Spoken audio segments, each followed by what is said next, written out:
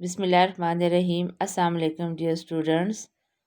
आज हम previous week में कवर किए गए टॉपिक्स के ऊपर एक रिव्यू रिकॉर्ड करने जा रहे हैं और ये जो टॉपिक्स हैं ये ऑर्गेनिक केमिस्ट्री से रिलेटेड हैं और चैप्टर थर्ड है ऑर्गेनिक केमिस्ट्री का और टॉपिक्स हैं close chain, organic compounds and characteristics and diversity of the organic compounds.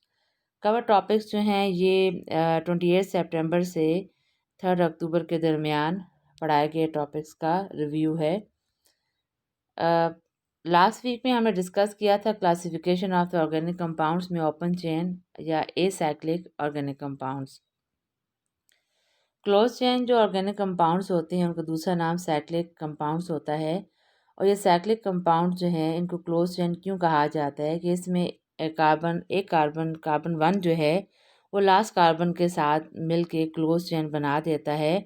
Open chain की फॉर्म में वो एग्जिस्ट नहीं करता और ये रिंग बना देता है। फर्दर आगे जो टाइप्स हैं क्लोज चेन कंपाउंड्स की वो है होमोसाइक्लिक आर कार्बोसाइक्लिक कंपाउंड्स और हेट्रोसाइक्लिक कंपाउंड्स। पहले हम डिस्कस करते हैं homocyclic or carbocyclic compounds. Homocyclic अपने नाम से ज़ाहिर है, होमो मीन सेम। ये ऐसे ऑर्गेनिक कंपाउंड्स होते हैं कि जिनके अंदर रिंग स्ट्रक्चर जब बनती है तो उस रिंग के अंदर टोटली सारे के सारे कार्बन एटम्स होते हैं, इसलिए इसको कार्बोसाइक्लिक कंपाउंड्स भी कहा जाता है।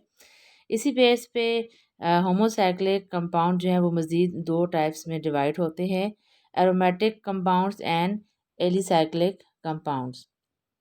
एरोमेटिक कंपाउंड जो हैं इसके अंदर आप डायग्राम में देख सकते हैं कि ये इनको बेंजीन और इसके डेरिवेटिव कंपाउंड्स भी कहा जाता है और इनको बेंजोनाइट कंपाउंड्स भी कहा जाता है। इन एरोमेटिक कंपाउंड्स में ख़ास बात क्या होती है कि बेंजीन का रिंग जो है एटलीस्ट वन रिंग जब इन कंपाउंड्स के अंदर पाया जाता है हम इन कंपाउंड्स को एरोमेटिक कंपाउंड्स कहते हैं। और ये एरोमेटिक जो है ये वर्ड ग्रीक लैंग्वेज का वर्ड है aroma. Aroma mean good smell. और जो फर्स्ट फैटी एसिड जो है वो डिस्कवर हुआ उसकी भी एक स्वीट स्मेल थी, इसीलिए इसको एरोमेटिक कंपाउंड्स भी कहा जाता है। एरोमेटिक कंपाउंड्स में दो या दो से ज़्यादा रिंग्स भी मिलते हैं, लेकिन एटलीस्ट वन का बेंजीन रिंग का होना इसमें ज़रूरी होता है और इसीलिए इसको एरोमेटिक कंपाउंड्स कहा जाता है।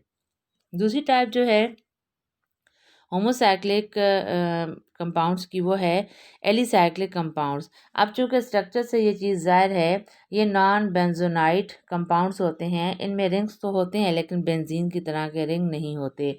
अब अगर हम एरोमेटिक कंपाउंड्स को देखें तो वहाँ पे अल्टरनेटिव हमें सिंगल एंड डबल बॉन्ड्स नज़र आएंगे, लेकिन ऐसा जो है वो नॉन बेंजोनाइट कंपाउंड्स में नहीं होगा।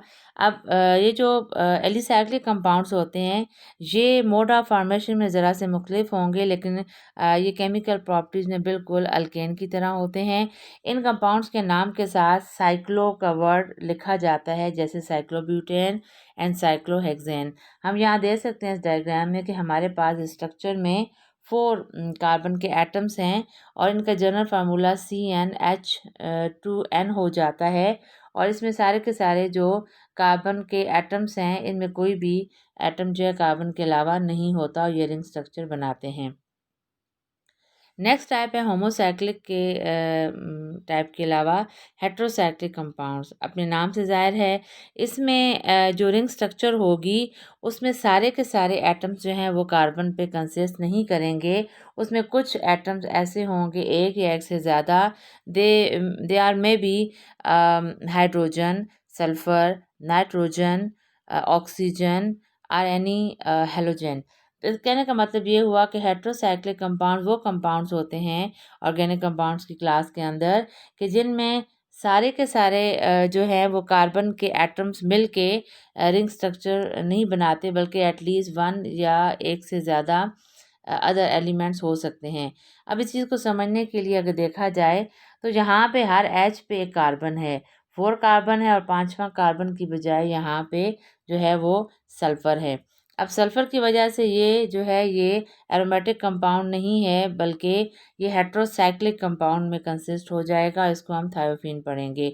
इस तरह दूसरी एग्जांपल में अगर देखा जाए तो सारे के सारे जो है हर एच पे एक कार्बन मौजूद है एटम, लेकिन नाइट्रोजन की वजह से ये पैरिडीन पढ़ा जाएगा, ये एरोमेटिक कंपाउंड नहीं रहेगा। तो हेटेरोसाइक्लिक में और होमोसाइक्लिक में भी बेसिक फ़र्क हमें ये समझ आ गया कि होमोसाइक्लिक में सारे रिंग के अंदर रिंग स्ट्रक्चर जो हैं, चाहे वो एलिसाइक्लिक हों या एरोमेटिक हों, उनमें सारे रिंग स्ट्रक्चर्स में सारे के सारे कार्बन एटम्स इन्वॉल्व होंगे, जबकि हेटेरोसाइक्लिक कंपाउंड्स में अदर देन वन और मोर देन वन एटम जो हैं वो कार्बन के अलावा होंगे। यहाँ हमारे पास नेक्स्ट टॉपिक है diversity and magnitude of the organic compounds. Organic compounds no doubt दुनिया में मिलियंस के हिसाब से पाए जाते हैं, और ये डाइवर्सिटी क्यों है इसमें, ये ऑर्गेनिक कंपाउंड बेसिकली कार्बन की वजह से बनते हैं। कार्बन जो है वो टेट्रावैलेंट एलिमेंट है, मीन टू से कार्बन के आउटरमोस्ट शेल में 4 इलेक्ट्रॉन की कमी है। कार्बन का जो एटॉमिक नंबर है वो 6 है, फर्स्ट शेल में 2 इलेक्ट्रॉन, सेकंड में 4 इलेक्ट्रॉन। तो मज़ीद इसको अपना ऑक्टेट ओबे करने के लिए 4 इलेक्ट्रॉन चाहिए, और ये बहुत अच्छी और स्टेबल बॉन्डिंग बनाता है, कोवलेंट बॉन्डिंग। तो मैक्सिमम जो हमारे पास मोड ऑफ बॉन्डिंग देखी गई है वो कार्बन 4 सिंगल बॉन्ड बना सकता है, 2 सिंगल एंड 1 डबल बॉन्ड बना सकता है, 2 डबल बॉन्ड बना सकता है, 1 ट्रिपल एंड 1 सिंगल बॉन्ड बना सकता है। तो ये डाइवर्सिटी यानी वैरायटी है कार्बन की बॉन्डिंग की, इसी वजह से ये कंपाउंड्स भी दुनिया में ज़्यादा पाए जाते हैं। Millions of compound no doubt organic compounds पाए जाते हैं। इस तरह नेक्स्ट जो हमारे पास इसकी जो है वो बॉन्डिंग की ह्यूज नंबर की जो वजह है, रीज़न है, वो ये है कि कार्बन कार्बन से बॉन्डिंग करता है, और इसको कैंटिनेशन प्रोसेस कहा जाता है कि self linking ability of the carbon को हम क्या कहेंगे, कैंटिनेशन कहेंगे। यानी कार्बन कार्बन से मिलके लॉन्ग चेन जो है वो कंपाउंड्स बनाता है, इसको कैंटिनेशन कहते हैं। स्ट्रेट चेन कार्बन के अंदर अगर देखा जाए तो अल्केन एल्कीन अल्काइन पाए जाते हैं। ब्रांच चेन के अंदर भी अल्केन एल्कीन अल्काइन पाए जाते हैं।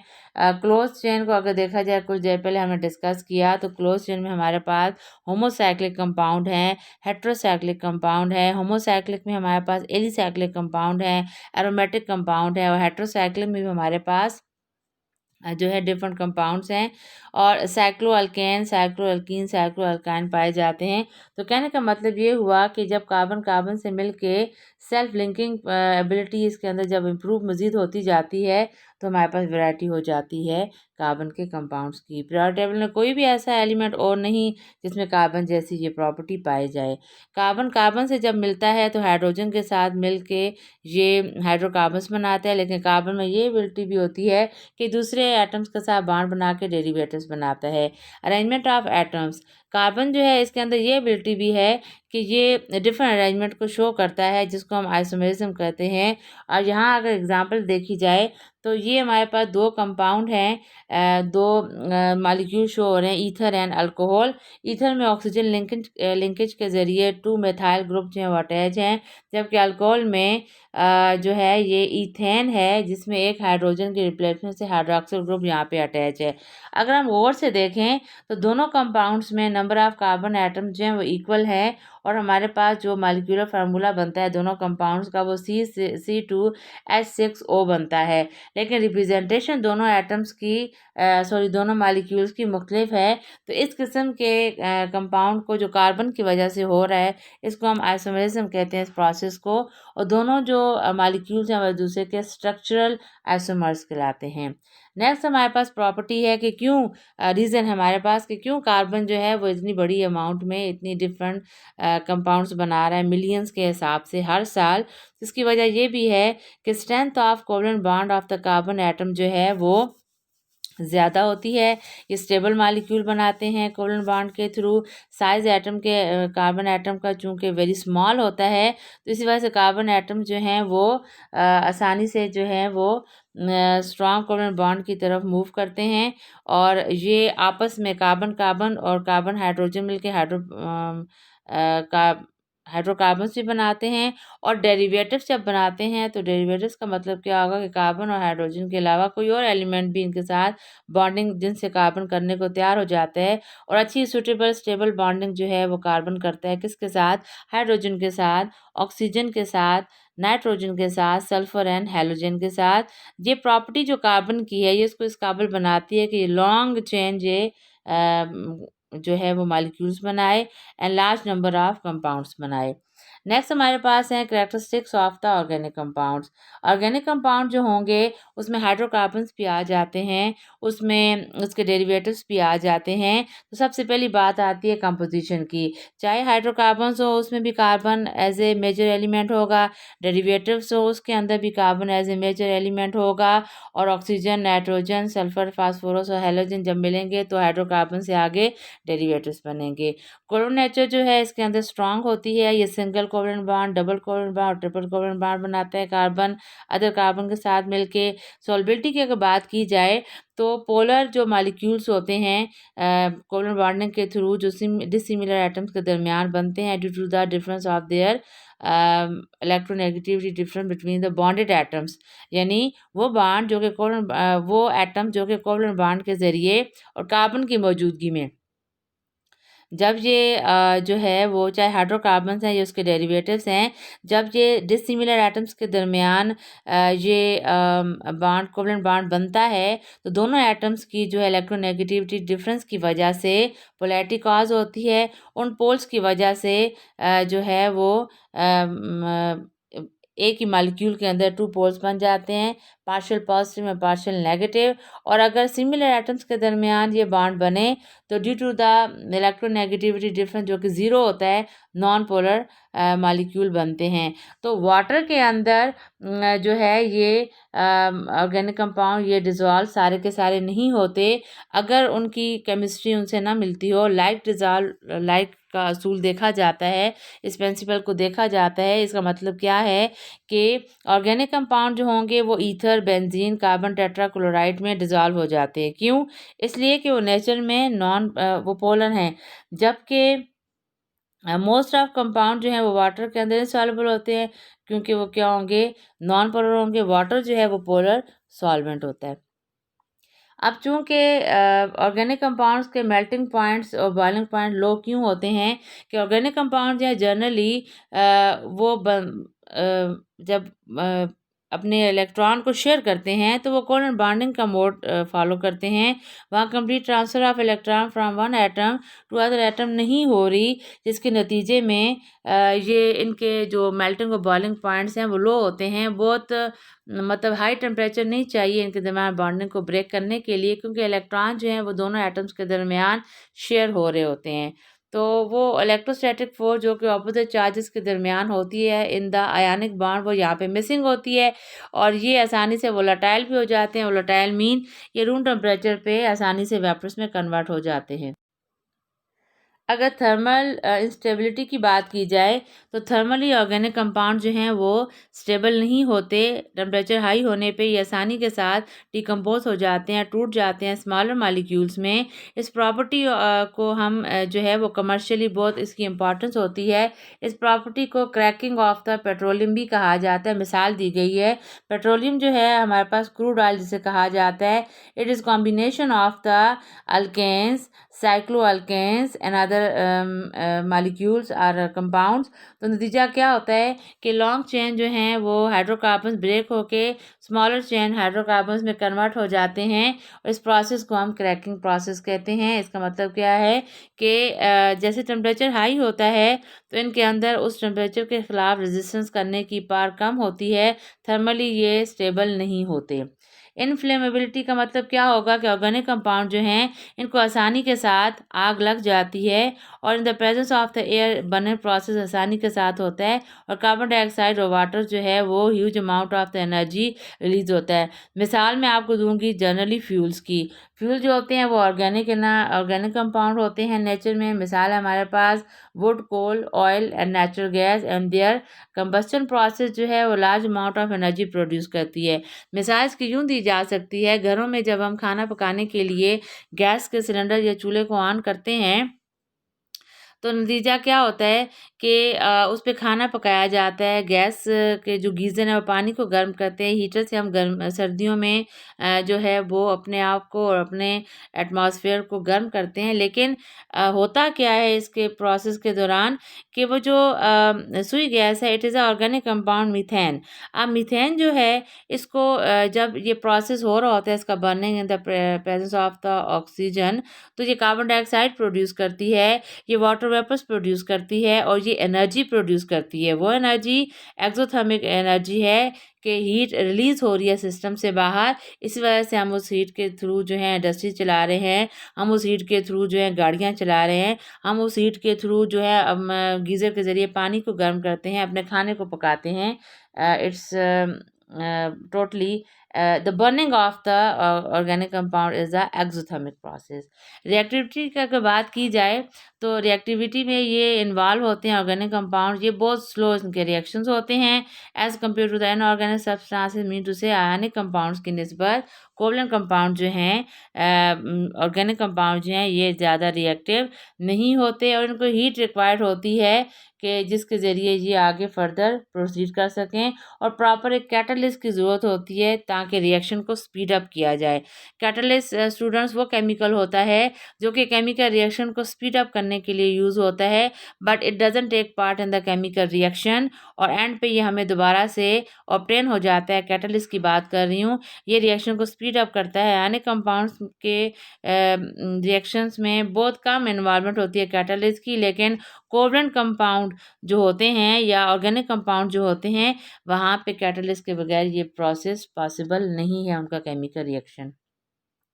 Burning with the smoky flame, इसका मतलब क्या है कि जब हायर मॉलिक्यूल जो ऑर्गेनिक कंपाउंड्स होते हैं जब वो जलते हैं, they will be produce the smoke soot और उसके अंदर जो है वो carbon as a major element चूँकि मौजूद होता है, तो कार्बन के पार्टिकल्स जो है वो स्मोकी फ्लेम को प्रोड्यूस करते हैं। आइसोमरिज्म हमारे पास वो प्रोसेस है, वो फिनोमिनन है कि जिसमें two compounds having the same molecular formula but different structure formula, जो भी हमने पीछे एग्जांपल डिस्कस की ईथर और अल्कोहल, वहाँ पे इस चीज़ की बात की गई है। तो ये प्रॉपर्टी है आइसोमेरिज्म की, कार्बन की वजह से ऑर्गेनिक कंपाउंड्स की, चाहे वो हाइड्रोकार्बन्स बना रहे हैं या वो उसके डेरिवेटिव्स बना रहे हैं।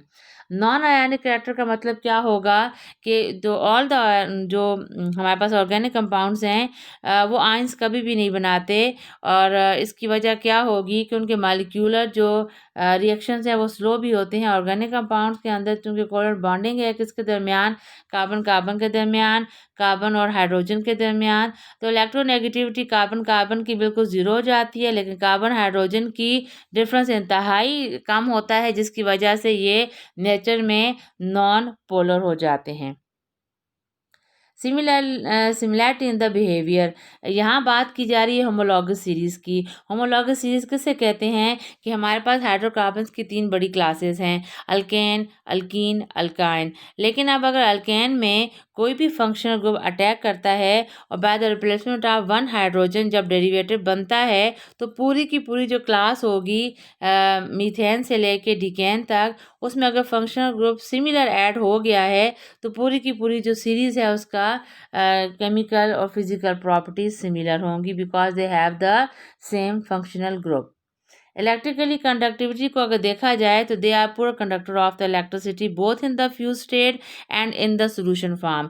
फ्यूज स्टेट का मतलब क्या होगा कि सॉलिड स्टेट में अगर ऑर्गेनिक कंपाउंड्स होंगे और हम अगर उन्हें मेल्ट करेंगे तो मेल्टिंग की वजह से उनके दरमियान जो बॉन्डिंग है वो ब्रेक हो जाएगी। जैसे हम कहते हैं बल्ब फ्यूज़ हो गया ना, बल्ब अब काम नहीं कर रहा। इसी तरह फ्यूज स्टेट के मतलब क्या होगा कि उस मॉलिक्यूल के दरमियान उस कंपाउंड में कोवलेंट बॉन्डिंग खत्म हो जाएगी अगर हम टेम्परेचर को हाई करेंगे या सोल्यूशन बनाएंगे उस ऑर्गेनिक कंपाउंड का।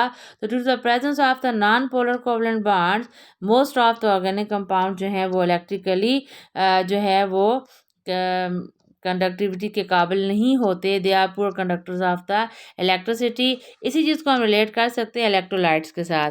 इलेक्ट्रोलाइट्स वो होते हैं, ऐसे सब्सटेंसेस होते हैं कि जिनमें से करंट पास हो सकता है। अब इलेक्ट्रोलाइट्स की 3 बड़ी क्लासेस हैं, strong electrolytes, weak electrolytes and non electrolytes.